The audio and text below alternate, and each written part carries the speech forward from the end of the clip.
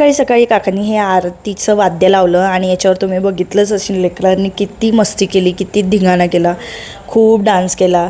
आणि खाली आल्यावर ही बघा आमची यमुना आहे आणि गंगासुद्धा. हे दक्षचे खूप फेवरेट आहेत. त्याच्यानंतर आम्ही तयारी केली. दिवसांनी आम्हाला उन्हाचं बाहेर निघता येत नाही म्हणून संध्याकाळी आम्ही गेलो बालाजी मंदिरामध्ये. बालासाहेबाचं दर्शन घेतलं आणि इथे आल्यावर मन एकदम प्रसन्न होऊन जाते. थोड्या वेळ आम्ही इथे शांत बसलो. नंतर इकडे आल्यावर चौकामध्ये पाणीपुरी आणि भेळपुरी खाणं एक मस्त आहे. रात्री आम्ही गेलो फिरायला असंच बाईकवर आणि महाराजांचं दर्शन घेऊन आईस्क्रीम खाऊन असा गेला आजचा आमचा दिवस. भेटूया नेक्स्ट ब्लॉगमध्ये. तोपर्यंत बाय.